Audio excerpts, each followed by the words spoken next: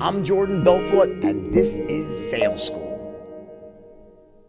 People, human beings, we make our decisions based on positive intent. So if someone says yes to your product, in their mind, they've come to the solution, right or wrong, that your product is going to enhance their life in some way, solve their pain, make their life better. We don't buy things.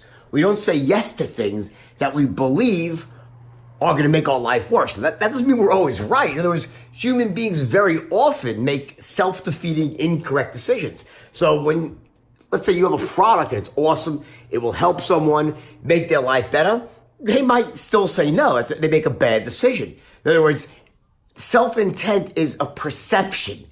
They think in their mind it's going to make their life better. So whether they're right or wrong, that's a separate issue. The point is that first 10 has to be established. Anything below a 5 means they think it's gonna, it's worse than better. You have zero shot, right? A 6, not high enough. Now, is a 7 high enough? 8? Well, here's the deal. The truth is, with someone with a very, very low action threshold, it might be possible that with a 7 or an 8, yes, you can close the deal. But remember, the closer you are to a 10 on the certainty scale, the more certain that you can be that that number in the combination, there's 5 numbers in the buying combination, right? That number is basically picked, so to speak, right? That you've got that number locked up. Now, moving on to the second 10 here, okay? Let's go through it. Remember, the way human beings are built, we have this weird tendency to overly distrust and then overly trust someone. Like we meet someone for the first time, we might be very suspicious, almost overly suspicious that someone's out to screw us and they're not trustworthy, right? Because most human beings really are basically honest, I believe. And I don't think salesmen are out there to hurt people, right? Except the really bad ones. But it's human nature that we really distrust someone that we don't know. Yet when we make a decision to trust someone, it's almost like the pendulum swings so far in the other direction that we totally trust. We go from absolute distrust to total trust like that. So that's the purpose of the Forrest Gump pattern.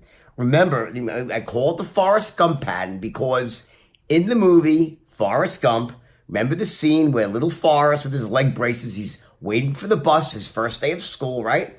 And what happens? The bus pulls up. The driver opens up the door. She looks down at Forrest. Forrest looks up at her, and he freezes like a deer in the headlights, does not get on the bus. So what does she say? She goes, well, you getting on? He says, my mommy told me not to talk to strangers, take ride from strangers. And she's like, well, this is the bus to school. And that's not good enough for Forrest because he doesn't trust the driver. So now there's a deadlock, and she's looking down at him. He's looking up at her. And then finally, to break the deadlock, what does Forrest do? He says, well, my name is Forrest Gump. And she smiles back, realizes what she's dealing with. She goes, well, I'm Dorothy, and I'm your bus driver. He goes, well, I guess we're not strangers anymore. And he gets on the bus. The point is, if you want someone to trust you, tell them your name, who you are. Remember, in most circumstances, believe it or not, people have really short memories. If you're meeting someone for the first time, especially over the telephone, even in person, you're not wearing a name tag. I mean, by the time you're done with your main presentation, they probably forgot your name already.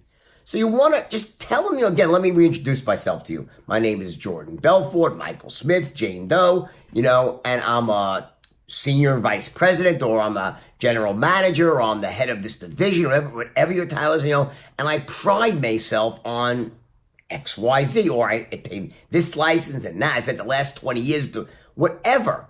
Tell them your credentials. Tell them how much you care. Tell them what you stand for. Tell them about the customer service you're going to be. Tell them what type of asset you could be for them over the long term. They need to hear this. They have no way of knowing what you're like unless you tell them. So the key here is you want to write this pattern out beforehand as part of your strategic preparation. You get it? You want to write this pattern out and write 1, even 2, 3 patterns, by the way. You need to be able to talk about yourself more than once. This way, when it comes time to capture capture that second 10 at a high level, bam, you got it locked up. Remember, the pendulum of trust swings dramatically from distrust to absolute trust. And once someone trusts you, it makes everything else so much easier.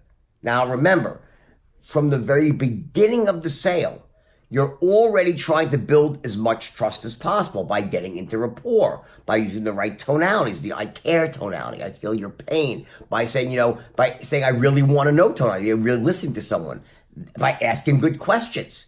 So you're always trying to build trust.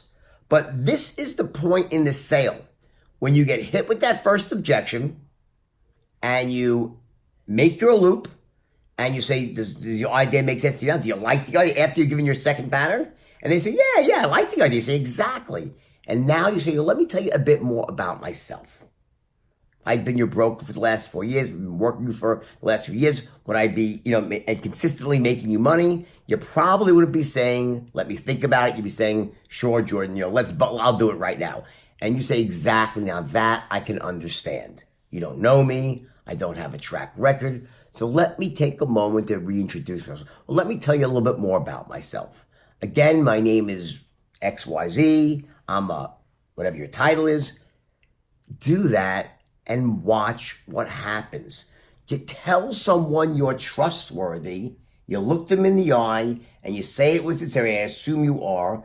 Tell them what you stand for, and then when you're done with that, don't go into a close. Transition then into the third 10, and as far as my company goes, XYZ company, we do, and then you do the same thing for that, and bam, that's how you run your loop, okay?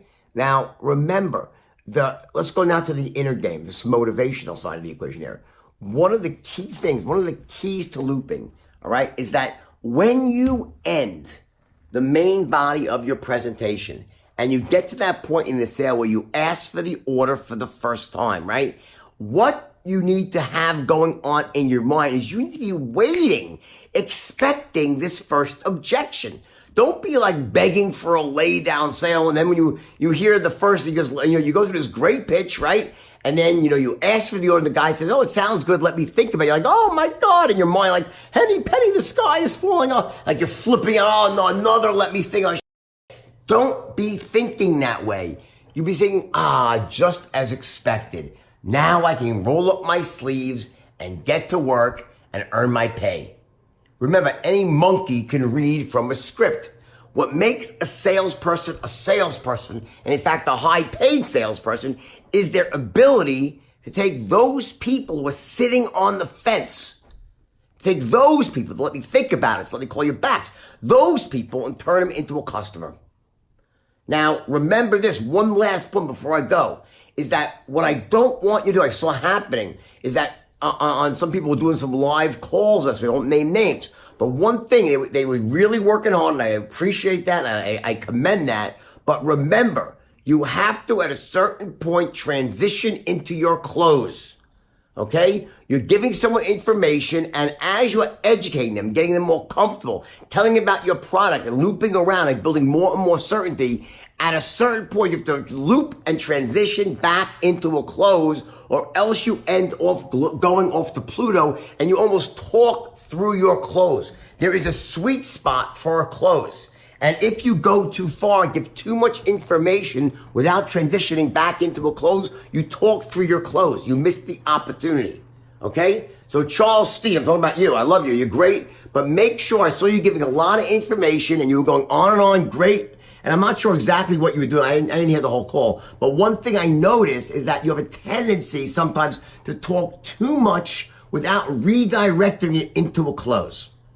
Try that this week on your calls where you sound, I appreciate how much you know. Your product knowledge sounds great. You sound like you're certainly an expert. Your demeanor is wonderful. You sound like a trusted friend, not the Grand Inquisitor. So many things I see you doing right. But the one thing I see you could definitely improve is that you're not taking that and transitioning into a close.